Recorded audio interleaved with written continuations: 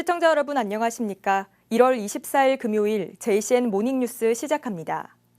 새해 들어 울산시장을 필두로 시작됐던 울산시의 실국별 연두 업무보고회가 어제 복지보훈 여성국과 시민건강국을 마지막으로 모두 끝이 났습니다. 어제 있었던 업무보고회에서는 특히 눈여겨볼 만한 주요 사업들은 무엇이 있었는지 전우수 기자가 보도합니다. 울산시 복지 분야를 총괄하는 복지보훈여성국의 새해 목표는 모두가 행복한 도시 구현입니다. 이를 위한 복지 예산은 전년 대비 106억 원이 늘어난 1조 7,868억 원입니다. 울산시 전체 예산의 35%에 해당할 만큼 복지 분야에 대한 예산이 크게 늘었습니다. 출산 양육 가정의 경제적 부담을 줄이기 위해 출생 아동에게 200만 원에서 300만 원까지 첫 만남 이용권을 지급합니다. 장애인의 원스톱 통합 서비스 지원을 위한 울산 장애인 통합지원센터가 3월부터 운영에 들어갑니다. 시각장애인 복지관도 이전을 위한 신축 작업에 들어갑니다. 어린이 복합 교육 놀이공간을 조성을 하는데 이게 이제 국립탄소중립과학관 과학관 인근에 우리 부지가 시유지를 작년에 확보를 했습니다. 확보를 하고 그 부분이 이제 그 과학관과 연계를 해서 9월 중 여성 일자리 박람회 개최 등 여성 친화적 일자리 창출에도 적극 나섭니다. 보편적 가족 서비스 제공을 위한 중구가족센터도 공사가 완료돼 3월부터 운영에 들어갑니다. 이 밖에도 울산 하늘공원 내 제2추모이집 건립공사도 속도를 내 내년 10월까지 완공합니다. 시민건강국의 올해 사업 추진 목표는 시민 모두가 건강한 울산입니다. 올 한 해는 의료 건강 분야 사업에 지난해 대비 79억 원이 늘어난 720억 원이 투입됩니다. 먼저 산재 전문 공공병원 건립 등 공공보건의료 서비스 기반 확충에 힘을 기울입니다. 예타 면제 대상 사업으로 추진하기 위해서 현재 그 영역을 추진하고 있습니다. 적정한 병상 규모라든지 아니면은 새로운 편익 이런 걸 적극적으로 발굴을 해서 그 결과를 가지고 보건복지부와 기재부의 문을 다시 두드리도록 그렇게 하겠습니다. 암 환자의 수도권 집중화 현상 등을 개선하고 지역 완결형 암 치료 인프라 구축을 위해 울산 양성자 치료센터 건립을 추진합니다. 3S 응급 대응 체계로 닥터카와 고압 산소 치료센터를 운영해 국가산업단지 내 응급 환자 발생 시 신속 대응이 가능한 환경 조성에 주력하기로 했습니다. 산모와 신생아 재가 건강관리 서비스 사업을 신규 추진해 서비스 이용에 따른 본인 부담금을 최대 40만 원까지 지원합니다. 또한 음식점 위생 등급 특화 시범구역을 확대해 울산 대공원 일원에 별천지 맛집 거리를 조성해 깨끗한 외식 환경 조성에도 주력하기로 했습니다. JCN 뉴스 전우수입니다. 해오름 동맹광역추진단이 어제 오후 경주 스마트 미디어 센터에서 공식 출범식을 갖고 공동협력사업 발굴과 관련 특별법 제정 등의 본격 활동에 들어갑니다. 출범식에서 세계도시시장은 공동 건의문을 통해 석유화학산업 경쟁력을 높이기 위한 울산시의 산업위기 선제 대응지역 지정과 경주시의 올해 아시아태평양 경제협력체 정상회의 개최 지원, 그리고 철강과 2차 전지 산업 위기 극복을 위한 포항시 산업위기 대응 특별지역 지정 등을 정부와 국회에 건의했습니다. 해오름 동맹 광역추진단은 4급 단장 1명을 비롯해 울산과 포항, 경주에서 3명씩 모두 9명의 직원으로 구성됐으며 사무실은 세계도시 중간 지점인 경주 스마트미디어 센터 내에 있습니다. 울산시는 어제 오전 시장실에서 김두겸 시장과 박봉수 S-오일 사장 등이 참석한 가운데 천연가스 자가발전시설 건립을 위한 투자 협약을 체결했습니다. 협약에 따라 S-오일은 2,630억 원을 투자해 온산 국가산단 내 기존 공장의 현재 전기 사용량 기준 24%를 차지하는 121메가와트 규모의 천연가스 자가발전시설을 건립합니다. 이 시설이 완공되면 폐열 회수 보일러에서 생산되는 시간당 160톤 규모의 고온고압 스팀을 전량 타 공정에 재투입시켜 121메가와트의 전기를 생산해 S-오일에서 전량 사용하게 됩니다. 천연가스 자가발전시설 지리치는 다음 달 착공에 내년 12월 완공될 예정입니다. SO일 울산공장은 어제 희망 2025 나눔 캠페인 성금 15억 원을 울산 사회복지 공동모금회에 전달했습니다. 이번 성금 전달로 인해 전국 17개 시도 가운데 나눔 온도 최하위를 기록했던 울산은 어제 오후 2시 기준 96.6도를 기록하면서 목표액 달성을 눈앞에 두고 있습니다. 울산시는 지역의 청년 인구를 늘리고 대학의 경쟁력을 강화하기 위해 울산시 전입대학생을 대상으로 생활장학금을 지원합니다. 지원 대상은 관내대학 재학생이거나 휴학생 가운데 2024년 1월 1일 이후 울산시로 주소를 이전한 대학생이나 대학원생으로 선착순 1,300명을 선발합니다. 지원 금액은 1인당 최대 90만 원으로 최초 전입 시 20만 원을 지급하고 울산시에 주소를 6개월 이상 유지하면 10만 원씩 최대 8학기까지 추가 장학금을 지급합니다. 이 사업에는 총 3억 1,500만 원이 투입되며 신청 방법은 추후 대학별로 안내될 예정입니다. 현대자동차가 지난해 사상 최대 매출을 기록했습니다. 현대차는 어제 지난해 4분기 매출액이 전년 동기 대비 11.9% 증가한 46조 6천억 원으로 집계돼 지난해 연간 매출액이 역대 최고치를 달성했다고 발표했습니다. 그러나 글로벌 수요 둔화와 원화 가치 하락 등의 영향으로 영업이익은 전년 동기 대비 5.9% 감소하며 2020년 이후 4년 만에 감소세를 보였습니다. 올해 1월 울산 지역 기업들의 체감 경기가 악화된 것으로 나타났습니다. 한국은행 울산본부에 따르면 1월 전산업 기업 심리지수는 전달보다 4.6포인트 하락한 91.1로 집계됐습니다. 1월 제조업 기업 심리지수는 전달 대비 1.3포인트 하락했으며 같은 기간 비제조업 기업 심리지수는 운송 경기 악화 등으로 12.2포인트나 하락해 코로나19 팬데믹이었던 지난 2020년 9월 이후 4년 4개월 만에 최저치를 기록했습니다. 울산시는 내일부터 다음 달 2일까지 9일간 설 연휴 비상 방역 체계를 운영합니다. 울산시는 설 명절을 맞아 수인성과 식품매개 감염병의 집단 발생과 호흡기 감염병에 대한 각별한 주의가 요구됨에 따라 구군보건소와 비상방역 근무조를 하루 6개 반 12명을 편성해 질병관리청과 24시간 비상연락체계를 유지합니다.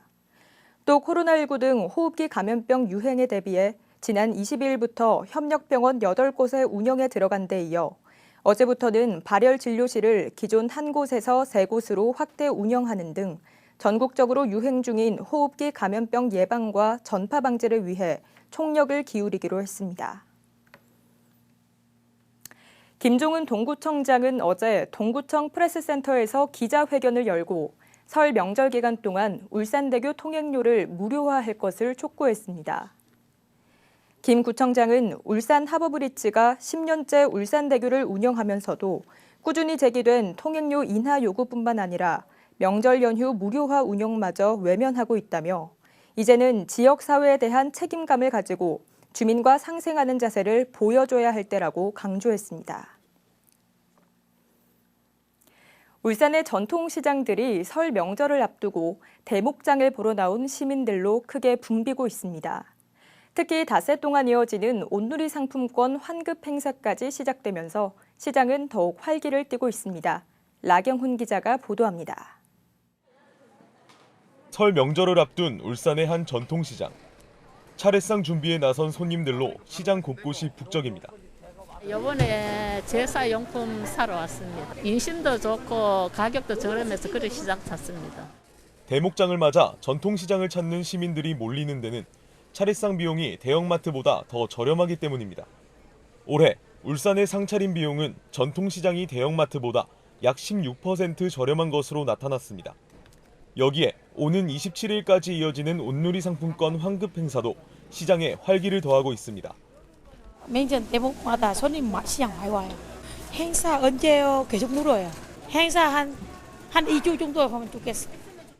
환급이 가능한 시장에서 국산 농축산물이나 수산물을 구매했을 때 34,000원 이상 구매했을 경우 만원을, 67,000원 이상 구매했을 경우 2만 원까지 온누리 상품권으로 돌려받을 수 있습니다. 상품권 환급 방법도 간단합니다. 물건을 구매한 뒤 점포에서 구매 금액과 정보를 등록하면 영수증을 지참해 시장별 지정된 수령 장소에서 상품권을 받을 수 있습니다. 울산에서 수산물 구매 시 환급 행사를 진행하는 시장은 모두 8곳, 농축산물 환급 행사는 7곳에서 진행됩니다. 이 가운데 수산물과 농축산물 모두 환급 혜택을 받을 수 있는 시장은 4곳입니다. 가뜩이나 고물가로 인해 설 명절 상차림 비용이 역대 최고 수준으로 오르면서 시민들의 부담이 커지고 있는 상황. 전통시장의 넉넉한 인심과 상품권 환급 혜택이 위축된 소비 심리에 활력을 불어넣고 있습니다. JCN 뉴스 라경훈입니다. 울산시교육청이 설 명절을 맞아 어제 중구 태화 종합시장에서 전통시장 장보기 행사를 열었습니다. 어제 행사엔 천창수 교육감과 직원 250여 명이 참여해 식료품과 생활용품 등을 구입하고 시장 내에서 부서별로 식사를 하며 전통시장 소비 촉진에 동참했습니다. 한편 울산시교육청과 태화종합시장은 전통시장 활성화를 위해 지난 2011년부터 자매결연을 맺고 행사를 이어오고 있습니다. 울산시교육청이 설 명절을 맞아 오늘부터 오는 30일까지 학교 등 교육기관 221곳의 주차장을 무료로 개방합니다. 학교 주차장을 이용할 땐 차량 보호와 긴급 상황을 대비해 차량 앞에 연락처를 반드시 남겨야 하며 학교 시설물 보호와 어린이 안전사고 예방에 유의해야 합니다. 연휴 기간 무료 개방 주차장 정보는 공유누리와 공공데이터 포털, 카카오맵과 네이버맵 등에서 확인할 수 있습니다. 울산 항만공사가 설 연휴 기간을 맞아 오는 27일부터 30일까지 울산항의 운영과 보안 강화를 위한 특별 대책을 수립해 운영합니다. 항만공사는 설 연휴 동안 특별 대책반과 상황실을 운영하며 해운항만 물류정보 시스템과 예선과 도선 등 항만 운송 관련 사업체와 24시간 소통 기능을 유지하기로 했습니다. 액체 화물 취급부두는 휴무 없이 정상 운영되고 컨테이너 터미널과 일반 화물은 설 당일 휴무를 제외하고 부분 운영되며 선석은 오늘 오후 2시에 일괄 배정될 예정입니다. 울산 지역 보이스피싱 피해액이 1년 사이 3배로 급증했습니다. 울산경찰청에 따르면 지난해 울산 지역에서 발생한 보이스피싱 범죄는 543건으로 172억 9천만 원의 피해가 발생했습니다. 이는 전년 대비 건수로는 44.8%, 피해액으로는 195% 급증한 것으로 특히 기관사칭형 피해액이 93억 9천만 원으로 전체 피해액의 54.3%를 차지했습니다. 특히 카드 배송 등을 가장한 기관사칭형 보이스피싱의 1인당 피해액은 4,307만 원으로 대출 사기형 피해액의 2배에 달했습니다. 경찰은 최근 들어 60대 이상 여성 피해자가 늘어나는 추세라며 각별한 주의를 당부했습니다. 국민의힘 김기현 의원과 서범수 의원이 법률 소비자연맹 산하 국정감사 NGO 모니터단이 수여하는 2024년도 국정감사 국리민복상을 수상했습니다. 김기현 의원은 22대 국회 첫 국정감사에서 국가 안보를 위한 자체 핵무장의 필요성과 남북 공동연락사무소 폭파에 대한 보상 필요성 제시와 실질적 대안 마련에 이바지했다는 평가를 받았습니다. 서범수 의원은 감정평가 업계의 구조적 담합 문제와 신축 아파트 승강기 준공전 사용 문제, 철도시설의 국산 위장 중국산 CCTV 사용 문제 등을 지적하고 효율적인 개선 방안을 제시한 점이 높은 평가를 받았습니다. 이동주 전 울산시 회계과장이 어제자로 국제정원 박람회 추진단장에 임용됐습니다. 울산시는 국제정원 박람회의 성공적인 개최 준비를 위해 지난해 하반기 조직 개편을 통해 국제정원 박람회 추진단을 신설하고 단장을 개방형 직위로 지정해 그동안 공개 모집 절차를 진행해 왔습니다.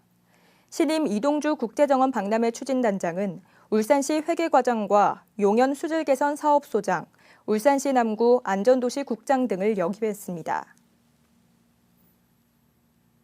울산시가 국가정보원이 실시한 지난해 지자체 사이버 보안 관리 실태 평가에서 전국 17개 시도 가운데 1위를 차지했습니다. 울산시는 국가정보원이 지난 2023년 9월부터 1년간 관리적 보완과 기술적 보완, 위기 대응 역량 등 3개 분야에 대해 실시한 평가에서 이 같은 성과를 거뒀다고 밝혔습니다. 한편 울산시의 이번 성과는 지난 2015년 지자체 정보보안 관리 실태 평가에서 전국 1위를 차지한 이후 10년 만입니다. 울주군 CCTV 통합관제센터가 실시간 모니터링으로 치매 노인을 발견하고 경찰에 신고해 무사 귀가를 도왔습니다. 통합관제센터는 지난 17일 낮 12시 31분쯤 울주군 청량읍 상남리의 한 차도에서 한 남성 노인이 도로 한가운데 앉아 맨홀 뚜껑을 닦는 이상 행동을 발견했습니다.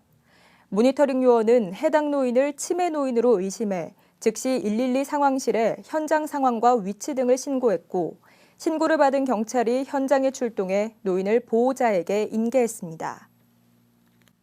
JCN 모닝뉴스를 마칩니다. 함께해 주신 여러분 고맙습니다.